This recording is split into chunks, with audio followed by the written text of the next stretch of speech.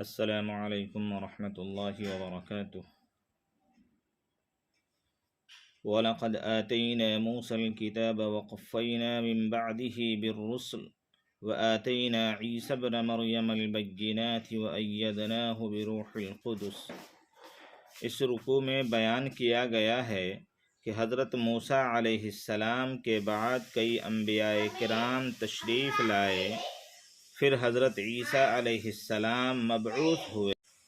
سارے انبیاء کی تعلیمات کا محور توریت ہی تھی، اس کے باوجود بنی اسرائیل سرکشی پر آمادہ ہو گئے، رسولوں کی تکذیب سے لے کر قتل تک کے مرتکب ہوئے۔ اب یہ قرآن نازل ہوا ہے جو اسی دین کی دعوت دے رہا ہے جو حضرت آدم و حضرت ابراہیم سے لے کر حضرت موسیٰ و حضرت عیسیٰ علیہ السلام تک کا رہا ہے۔ سابقہ کتب کی تصدیق بھی کرتا ہے۔ نزول قرآن سے قبل توریت کی پیشن گوئی کی وجہ سے بنی اسرائیل خاتم النبیین رسول اکرم صلی اللہ علیہ وسلم کے منتظر تھے، لیکن اب ضد اور عناد کے سبب ان پر ایمان لانے سے انکار کر رہے ہیں۔ قل من كان عدوا لجبريل فإنه نزله على قلبك بإذن الله مصدقا لما بين يديه وهدى وبشرى للمؤمنين۔ یہودی رسول اکرم صلی اللہ علیہ وسلم کی عداوت پر تو آمادہ تھے ہی، ساتھ ہی حضرت جبرائیل علیہ السلام کے بارے میں بھی زبان درازی کرتے۔ اسی وجہ سے اس رکوع میں کہا گیا ہے کہ جو جبرائیل کا دشمن ہے وہ دراصل اللہ کا دشمن ہے۔ پھر بتایا گیا کہ قرآن کا انکار صرف اور صرف سرکش اور باغی لوگ کر سکتے ہیں۔ اس کے بعد بنی اسرائیل کی ایک اور بری عادت کا ذکر ہے، اس طور پر کہ یہ انبیاء کرام کی تعلیمات کو فراموش کر کے شیطان کی ایک بڑی گمراہی سحر اور جادو سیکھنے سکھانے میں پڑ گئے، جسے قرآن نے کفر سے تعبیر کیا ہے۔ اس کے ذریعے میاں بیوی کے درمیان لڑائی کراتے، ان میں جدائی کراتے تھے اور ان سب کو نعوذ باللہ حضرت سلیمان علیہ السلام کی جانب منسوب کرتے۔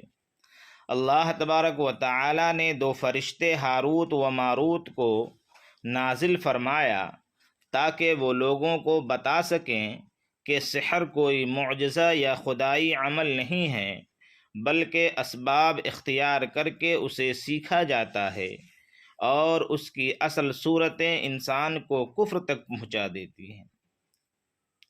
اس آیت کے ضمن میں کچھ مسائل ہیں۔ مسئلہ نمبر 1 یہ ہے کہ جو سحر کفر اعتقادی یا عملی سے خالی نہیں تو اس کا سیکھنا اور سکھانا بھی حرام ہوا، اس طور پر عمل کرنا بھی حرام ہوا۔ البتہ اگر مسلمانوں سے دفع ضرر کے لیے بقدر ضرورت سیکھا جائے تو بعض فقہا نے اجازت دی ہے۔ نمبر 2 تعویذ گنڈے وغیرہ جو عامل کرتے ہیں، ان میں بھی اگر جنات و شیاطین سے استمداد یعنی مدد حاصل کرنا ہو تو بحکم سحر ہیں اور حرام ہیں، اور اگر الفاظ مشتبہ ہوں، معنی معلوم نہ ہوں اور شیاطین اور بتوں سے استمداد کا احتمال ہو تو بھی حرام ہیں۔ نمبر 3 قرآن و سنت کے اصطلاحی سحر بابل کے علاوہ باقی قسم سحر کی ان میں بھی اگر کفر و شرک کا ارتکاب کیا جائے تو وہ بھی حرام ہے۔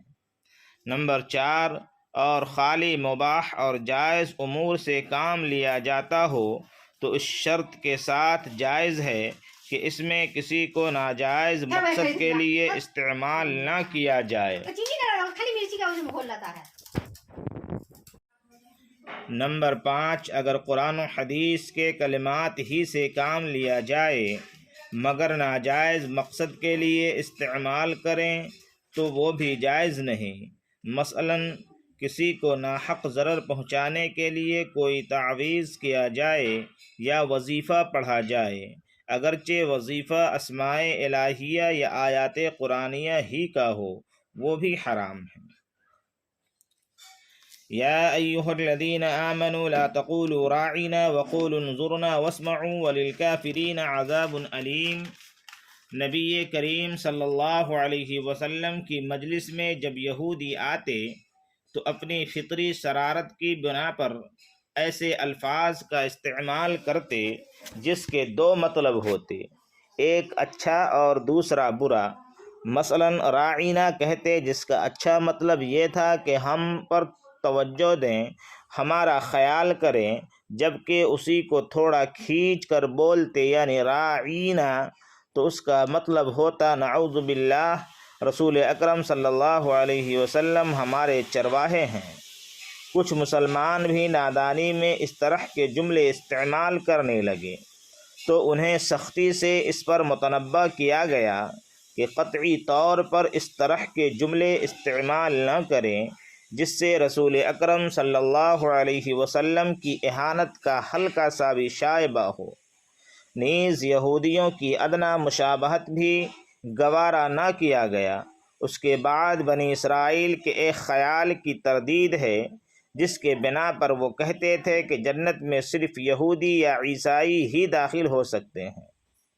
قرآن کریم نے بتایا کہ یہ صرف ان کی تمنائیں، حقیقت سے اس کا کوئی تعلق نہیں ہے۔ اگر اپنے کسی جائز فعل سے دوسروں کو ناجائز کاموں کی گنجائش ملتی معلوم ہو تو یہ جائز فعل بھی اس کے لیے جائز نہیں رہتا۔ جیسے اگر کسی عالم کے لیے جائز فعل سے جاہلوں کو مغالطہ میں پڑنے اور ناجائز کاموں میں مبتلا ہونے کا خطرہ ہو تو اس عالم کا جائز فعل بھی ممنوع ہو جائے گا، بشرطے کہ یہ فعل شرعاً ضروری اور مقاصد شرعیہ میں سے نہ ہوں۔ اس کی مثالیں قرآن و سنت میں بہت ہیں۔ اسی کی ایک دلیل وہ حدیث ہے جس میں ارشاد ہے کہ رسول اللہ صلی اللہ علیہ وسلم نے فرمایا، بیت اللہ کی تعمیر جو قریش نے زمانہ جاہلیت میں کی تھی اس میں کئی چیزیں بنائے ابراہیمی کے خلاف کر دی ہیں۔ میرا دل چاہتا ہے کہ اس کو منہدم کر کے اثر نو بنائے ابراہیمی کے مطابق بناؤں، لیکن اس سے ناواقف عوام کے فتنہ میں مبتلا ہو جانے کا خطرہ ہے، اس لیے بالفعل ایسا نہیں کرنا چاہیے۔ وقالت اليہود لیست النصارى على شيء وقالت النصارى لیست اليہود على شيء وهم يتلون الكتاب۔ اس رکوع میں یہود و نصارہ کے باہمی اختلافات کے جانب اشارہ ہے کہ دونوں ایک دوسرے کی تردید کرتے ہیں اور اپنے کو حق پر سمجھتے ہیں، جبکہ دونوں کے پاس آسمانی کتابیں موجود ہیں۔ حالانکہ نجات اور حق کا معیار یہودیت یا نصرانیت نہیں ہے، بلکہ وہ دین ہے جو حضرت آدم علیہ السلام سے لے کر رسول اکرم صلی اللہ علیہ وسلم تک رہا ہے، جس کا اصل مرکز قرآن کریم ہے۔ اس رکوع میں یہود و نصارہ کے ایک اور باطل نظریے کو رد کیا گیا کہ یہ لوگ اللہ کو مادی انسان جیسا سمجھتے ہیں۔ چنانچہ یہود میں سے بعض لوگوں نے حضرت عزیر کو خدا بنا رکھا تھا، جبکہ نصارہ حضرت عیسیٰ کو الوہیت کے قائل تھے، حالانکہ اللہ ان تمام حادث صفات سے پاک اور منزہ ہے۔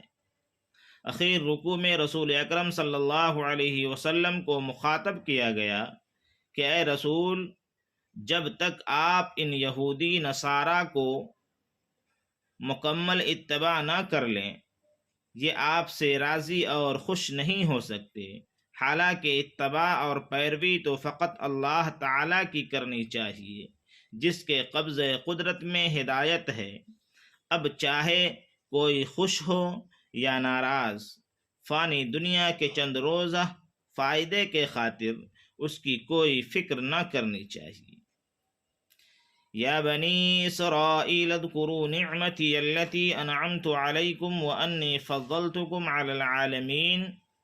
اس رکوع میں بنی اسرائیل کو اللہ کی نعمتیں یاد دلائی گئی ہیں، انہیں قیامت کا خوف دلایا گیا کہ دین حنیف کا اصل معیار حضرت ابراہیم علیہ السلام اور ان کی شریعت ہے۔ ان کی اطاعت و فرما برداری کی بنیاد پر ہی انہیں دین کی امامت کا درجہ دیا گیا تھا۔ اب تک یہ سلسلہ حضرت یعقوب اور حضرت اسحاق کی نسل میں تھا، جس کی وجہ سے ان کا نام بنی اسرائیل پڑا۔ اسی رکوع میں تعمیر کعبہ کا بھی ذکر ہے، جس میں حضرت ابراہیم علیہ السلام کے ساتھ ان کے فرزند حضرت اسماعیل بھی شریک تھے، اور ان کی وہ دعا بھی مذکور ہے جس میں رسول کی بعثت، کتاب اللہ کی تعلیم اور تزکیہ نفس کا ذکر ہے۔ وَمَن يَرْغَبُ عَن مِّلَّةِ إِبْرَاهِيمَ إِلَّا مَن سَفِهَ نَفْسَهُ وَلَقَدِ اصْطَفَيْنَاهُ فِي الدُّنْيَا وَإِنَّهُ فِي الْآخِرَةِ لَمِنَ الصَّالِحِينَ۔ پہلے پارے کے آخری رکوع میں بتایا گیا کہ حضرت ابراہیم علیہ السلام کا دین بھی یہی اسلام تھا، اور انہوں نے اپنی اولاد و احفاد کو اسی کی وصیت کی تھی۔ اسی لیے یہود و نصارہ اگر یہ کہتے ہیں کہ تم یہودی یا نصرانی بن جاؤ تبھی ہدایت پاؤ گے، تو یہ بے اصل بات ہے۔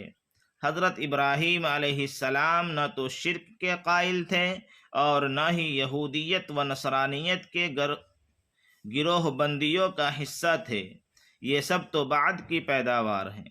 لہٰذا یکسو ہو کر دین حنیف کی اتباع کرنا ہی اصل ہدایت ہے، اور یہ اتباع رسول اکرم صلی اللہ علیہ وسلم اور ان پر ایمان لانے والے افراد ہی کر رہے ہیں۔ چنانچہ اگر اہل کتاب رسول اکرم صلی اللہ علیہ وسلم پر ایمان لے آئیں تو وہ بھی ہدایت پر سمجھے جائیں گے، ورنہ ان کا ہدایت سے کوئی واسطہ نہیں ہوگا۔ وآخر الدعوانا ان الحمد للہ رب العالمین۔ پہلا پارہ یہاں ختم ہوا۔